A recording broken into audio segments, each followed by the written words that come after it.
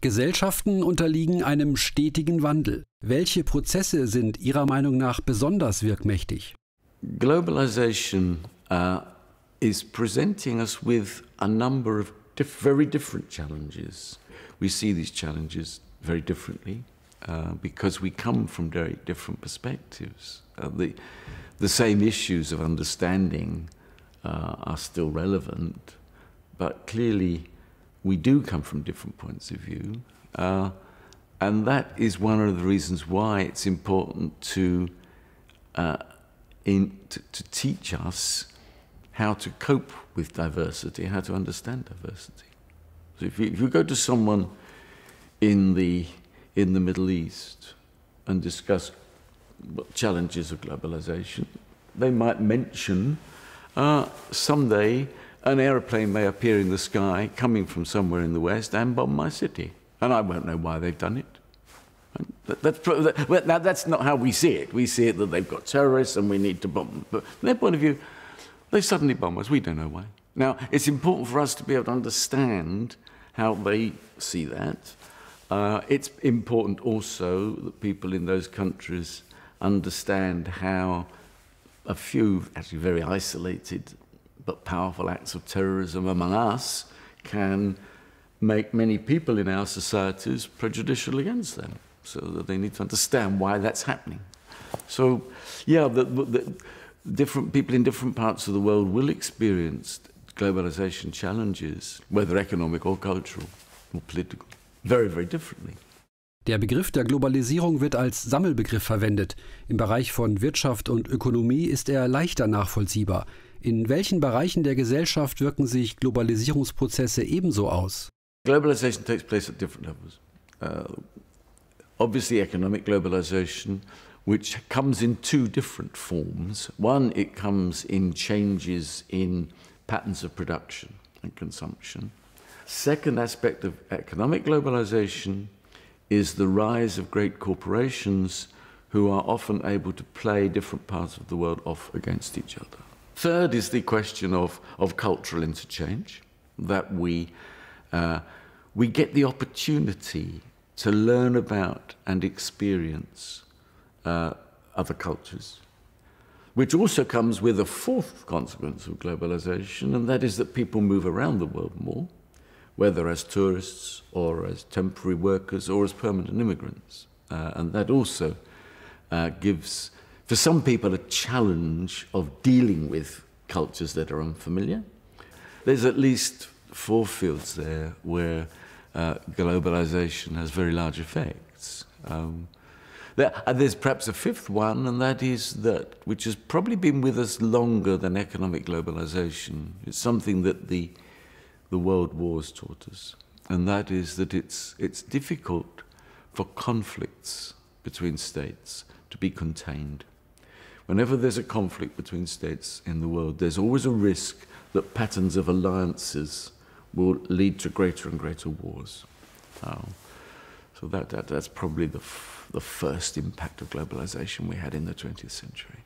Sie sagen, der Begriff Globalisierung ist zu einem Schimpfwort geworden.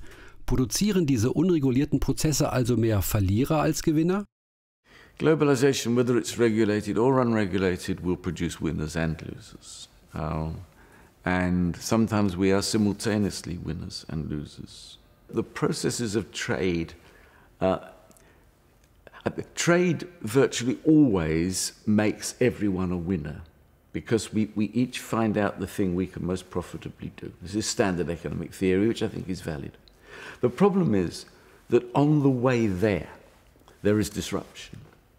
So once you've become accustomed to not making bulk steel in a country, people start doing other things and new activities develop. But during the process, when it's declining, when it's closing down, when a city has not found new activities, as was the case in the Ruhr some years ago, but when it still haven't found those activities, it's experienced as insecurity, as fear, as a kind of end of life as people have known it. And that's when we get losers from globalization. Also, there are losers from globalization in millions of people in China living in cities where the air is very polluted now. When we're going through periods of difficult adjustment, we need strong social policy. We need both passive policies to compensate people who cannot find work because their industry is declining, and active policies to help them get the skills and the training to give them a kind of infrastructure that will enable them to find new activities. So in the long run, there are always gains from trade. In the short and middle run, there can be costs, and we have to be willing to pay the price through taxation and other things to reduce those costs as much as possible and to reduce the pain of the transitions. Kann es eine gerechtere Globalisierung im Interesse der Menschen geben? Yes, it would be possible. For example, the World Trade Organization, which regulates whether it's able to assess whether countries are trading fairly or whether they're using illegal subsidies, for example. And you can only join the World Trade Organization's regime if you are following its rules. And if you were to be expelled from it, then tariffs would be charged against your goods and services. So it's a very powerful mechanism. Now, the world, if governments of the world and corporations of the world were willing to agree to it, you could also build other things into the World Trade Organization's rules. You could, for example, ensure there is no child labor. You could ensure that wages are not being driven so low that people fall below a certain standard of living. I mean, if we paid about 2 cents more for a pair of jeans, it would probably enable women in Bangladesh to have an extra hour's sleep at night instead of an extra hour in the factory. It's not happening because competitive pressures mean we demand cheaper and cheaper jeans. It needs regulation. It needs certain minimum standards to be built into WTO rules. The only thing that stops that is political will and a will then to enforce. Analysen zeigen den Zusammenhang auf zwischen Globalisierungsprozessen und Phänomenen wie Rechtspopulismus, Nationalismus oder Fremdenfeindlichkeit. Wie lässt sich dieser Zusammenhang darstellen und erklären? Globalization at the purely economic level leads to some anxieties among people that they are losing economic activities to the third world. That's at one level. But I think that only really works as an encouragement of xenophobia and as an encouragement of seeing other people as sort of enemies, if it's accompanied by cultural fears as well. And these fears come at the moment in 2 different ways, and they are, I think, quite different. One is that many people, but not all people, mainly older people, are uncomfortable with encountering other cultures. I mean, in my country, in Britain, we've had this terrible debate about leaving the European Union. And when people are interviewed in the street, why do they not like it? They will say things like, I do not like hearing Polish spoken in my street. Right? In other words, the fact that Polish people are living near them, they experience as a kind of threat. Right? Now, that's nothing to do with globalization at the purely economic level. It's because it means people visit their country either as tourists or mainly what worries them as immigrants, and people experience that as something negative because some people, probably a minority of people, but some people certainly experience the confrontation with other cultures as something that hurts them. Then thirdly, and this is something that is added, this is a poisonous ingredient that is added to what otherwise I think would be a problem we would cope with quite well in a few years, and that is Islamic terrorism. Again, thinking of the British referendum campaign, people advocating our withdrawal from the European Union would, in 2 or 3 sentences, move from immigration to refugees to terrorists. Now, it's a very illogical, dishonest connection, but at the level of emotion, it's very, very powerful. So there are issues here that, again, I think can only be those issues of cultural clash and misinformation can best be addressed by education, by dialogue, by discussion. Was meint der von Ihnen eingeführte Begriff der Postdemokratie? By post-democracy, I meant a society in which all the democratic institutions continue to function. There are elections, governments come and go, there are fierce political debates, but it's about not much at all.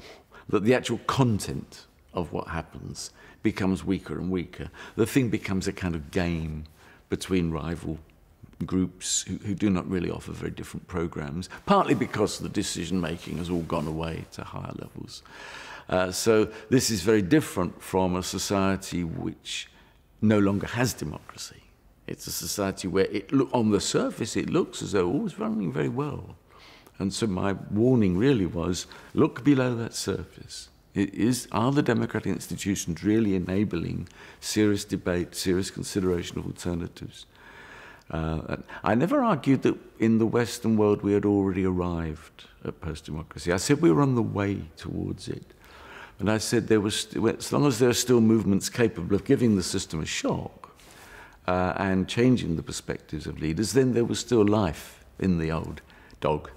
And so I'd say in the recent years we've moved further towards post-democracy, but we're still not there yet. It was a warning about the future rather than a description of a present state. Wo sind postdemokratische Entwicklungsprozesse, insbesondere bei jungen Menschen, festzustellen? The biggest example we had of post-democracy at work was the way in which the financial crisis of 2008 was addressed, in that in Europe, the democratic institution of the parliament played no role at all. It was immediately taken to a highly technological level of committees of the Central Bank, the European Commission, and the International Monetary Fund, along with an informal committee of private banks. And this gave people the impression that really the world was out of their control completely. And then the lives of young people are touched insofar as they have been the ones in most countries to have suffered from the negative economic consequences in higher levels of unemployment, because usually older people have been able to hold on to their jobs, and the unemployment, either unemployment or a worsening of conditions to make them, in order to make them employable, have hit them. So yeah, they've been the main victims.